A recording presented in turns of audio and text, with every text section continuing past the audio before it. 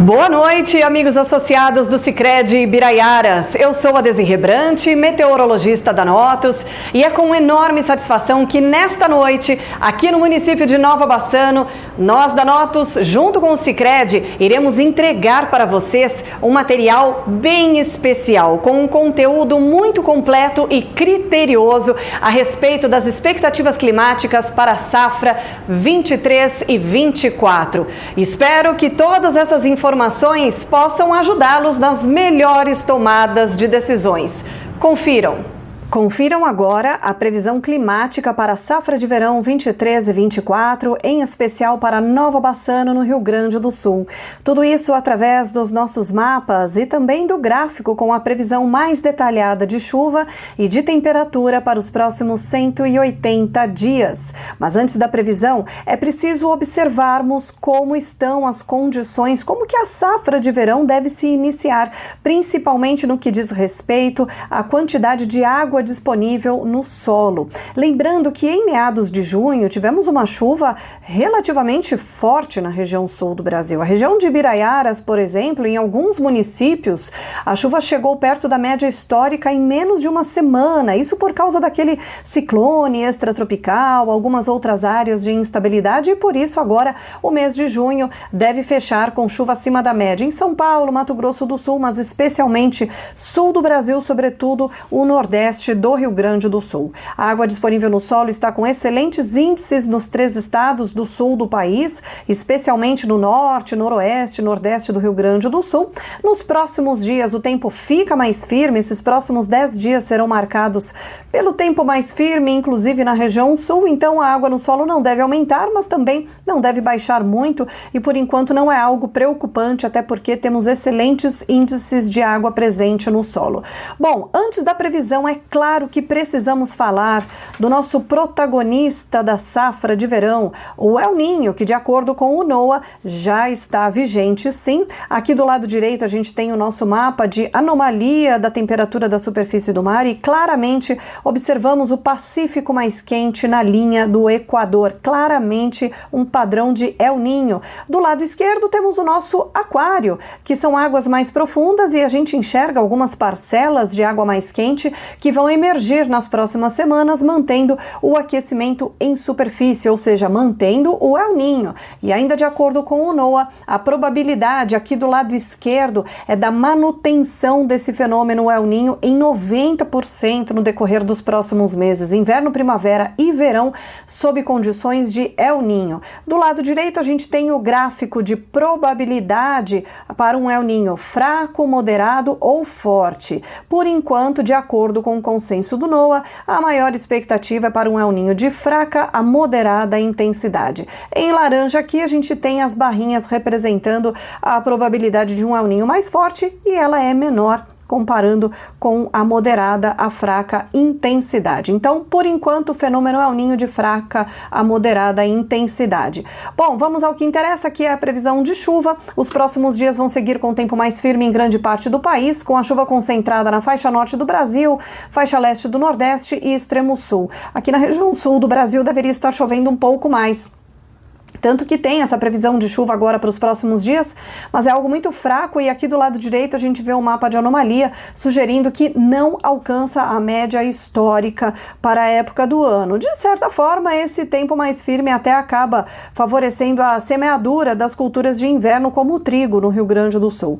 Próxima semana a chuva começa a retornar para o Rio Grande do Sul, mas de acordo com o mapa de anomalia aqui do lado direito, ainda não atinge a média histórica. Um pouquinho mais adiante, do dia 12 ao dia 18 de julho, aí sim a chuva já fica mais encorpada na região sul do país e já começa a ultrapassar a média histórica no Rio Grande do Sul e já deve beneficiar as lavouras em fase de enchimento de grãos no sul do país. Um pouco mais adiante, de 19 a 25 de julho, chuva ainda no sul do Brasil. Em alguns pontos não atinge a média histórica, mas ainda são bons volumes previstos e isso deve manter bons índices de água disponível no solo. E o mês de julho encerrando encerrando com esse período aí, os últimos dias com a chuva acima da média entre o norte do Rio Grande do Sul, Santa Catarina e o Paraná, o que acaba beneficiando as áreas produtoras da safra de inverno e mantendo molhado o solo, mantém ainda excelentes índices de umidade. Próximos meses, só para resumir o mês de julho, ele vai ter a chuva mais significativa realmente na região sul do país, ainda que não alcance a média histórica. Em agosto ganha ainda mais força e aqui em agosto a gente já começa a sentir os efeitos do fenômeno El Niño. E de que forma? Deixando a chuva acima da média no centro e sul do Brasil, mas principalmente sul do país. E atenção, que um dos efeitos do El Niño é também trazer a chuva na forma de tempestades. Isso porque, principalmente no fim do ano, quando a temperatura fica mais alta, essa combinação de calor e com expectativa de chuva forte pode resultar muitas vezes numa chuva na forma de tempestades, ou seja, com ventania, descargas elétricas e eventualmente queda de granizo. Esse risco deve aumentar especialmente no fim do ano. Em agosto já aumenta esse potencial de chuva, em setembro também tem essa previsão de chuva acima da média, lembrando que o mês de setembro já é um mês de chuva mais forte para o interior do Rio Grande do Sul e a gente tem aí uma expectativa de chuva bem volumosa e muita atenção porque devido ao El Niño, essa chuva na maioria das vezes, muitas vezes pode vir acompanhada de fortes rajadas de vento, trovoadas e também ao risco para queda de granizo.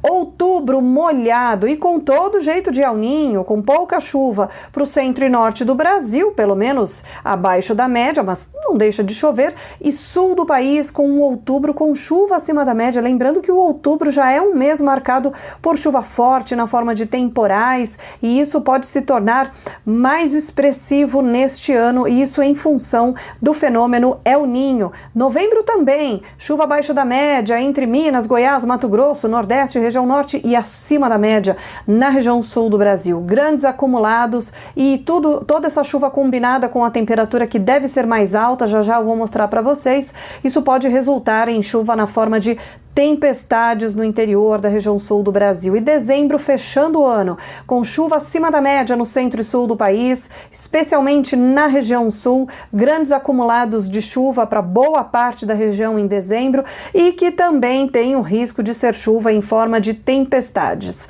Bom, vamos falar de temperatura? Primeiro a respeito do nosso inverno, que também por causa do fenômeno El Niño, o inverno deve ser mais ameno neste ano. Tem previsão para algumas ondas de frio, agora em meados de julho, depois na segunda quinzena de julho também, primeira quinzena de agosto e depois disso até vai fazer frio, mas as ondas de frio elas serão mais curtinhas, elas vão ser mais espaçadas, o alcance delas não vai ser tão amplo, né? Então diminui, o inverno acaba terminando, entre aspas, mais cedo nesse sentido e diminui também o risco para geadas tardias. Agora sim, a tendência de chuva e de temperatura para Nova Bassano, no Rio Grande do Sul, para o decorrer agora dos próximos dias. A tendência, aliás, para os próximos 180 dias. Então, o nosso gráfico mostra claramente que tem previsão de chuva ao longo das próximas semanas, dos próximos meses, mas ela se torna mais encorpada a partir do final de setembro. Olha só, o gráfico com a previsão aqui de chuva agrícola, né, ganhando mais intensidade a partir da segunda quinzena de setembro em diante, e aí ela aumenta até um pouco mais, especialmente no fim do ano. E em relação à temperatura, olha só como ela fica mais alta no fim do ano. Essa combinação aqui que é perigosa, isso deve acontecer especialmente entre outubro, novembro e dezembro, quando teremos uma chuva relativamente forte combinada com temperaturas elevadas. Isso pode resultar na formação de nuvens bem carregadas, com potencial para tempestades e com o risco, eventualmente, para queda de granizo. Em relação à queda de temperatura, o risco para geadas tardias é muito pequeno e dificilmente deve gear de maneira expressiva na região de Nova Bassano.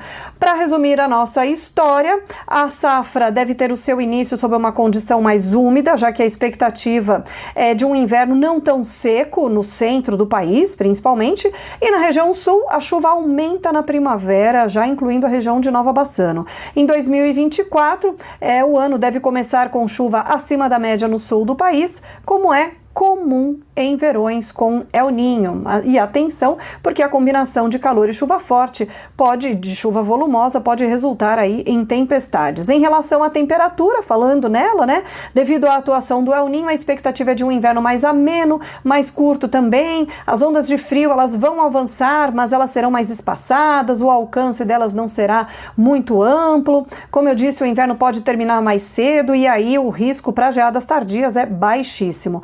Além disso, o verão certamente vai ser mais quente do que ano passado, principalmente no Brasil central, inclusive com risco até mesmo para ondas de calor.